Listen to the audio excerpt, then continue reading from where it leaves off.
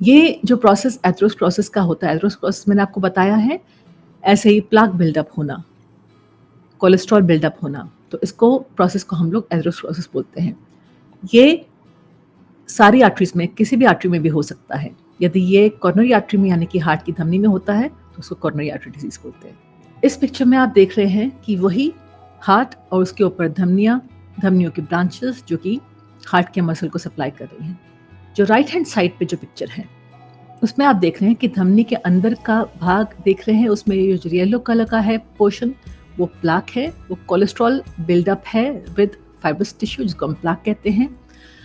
अगर तो ये अनस्टेबल होता है तो कभी भी बर्स्ट कर सकता है, कभी भी फूट सकता है। और जब ये फूटता है तो शरीर और ब्लड ये महसूस करता है कि उसको एक इंजरी हुई है।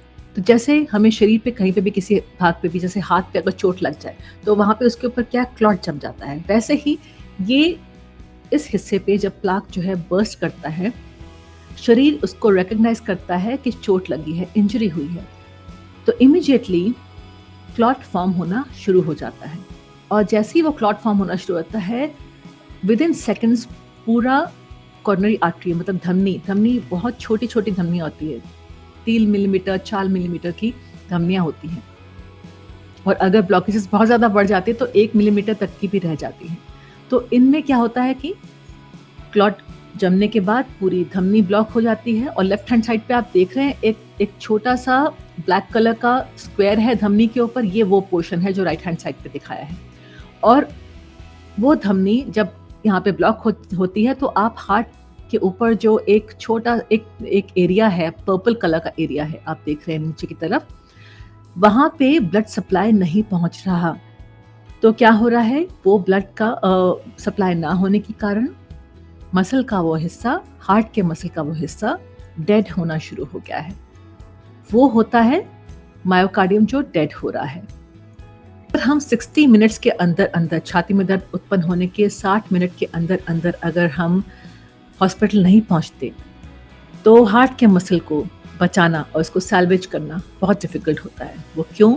वो इसलिए क्योंकि 80 से 90 मिनट के अंदर अंदर अगर हार्ट का जो ब्लड का सप्लाई दोबारा से रीएस्टैब्लिश नहीं होता तो हार्ट का वो पोर्शन जो है मरना शुरू हो जाता है। और यदि 6 घंटे के अंदर अंदर वो ब्लड सप्लाई रीएस्टैब्लिश नहीं किया गया तो इरिवर्सिबल डैमेज हो जाता है हार्ट के मसल को, यानी कि दोबारा से हम उसको कभी भी सैल्वेज नहीं कर पाएंगे। और ऐसा भी टाइम आता है कि अगर उसको रीएस्टैब्लिश नहीं कर पाते हैं तो हार्ट में कमज़ोरी आ जाती है, हार्ट का वो पोर्शन इरिवर्सिबली, मतलब कि परमानेंटली डैमेज हो जाता है और हार्ट फेल भी हो जाता है, और ये जानलेवा भी हो जाता है।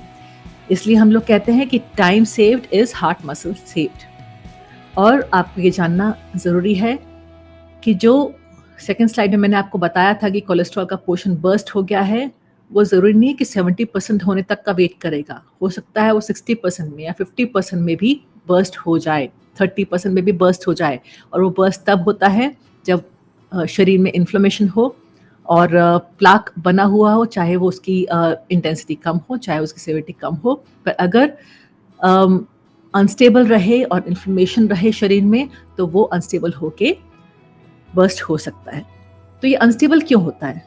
क्योंकि रिस्क फैक्टर्स होते हैं। क्या? High blood pressure, diabetes, family history of coronary artery disease यानी कि हार्ट ब्लॉकेजेस, स्ट्रेस, स्मोकिंग, तंबाकू, अगर कोई मेल 40 ईयर्स से ज़्यादा हो या पोस्ट मोनोपॉजल लेडी हो जिसके कि पीरियड्स आना बंद हो चुके हों, और आप यदि मोटापे का शिकार हो, सेडेंटरी लाइफ व्यतीत करते हों, फिजिकली एक्टिव ना हो, एक्सरसाइज ना करते हों, जंक फूड या लो फाइबर डाइट का सेवन करते हों, तो आपको ज़्यादा रिस्क है इन्फ्लेमेशन होने का और प्लाक अनस्टेबल होने का।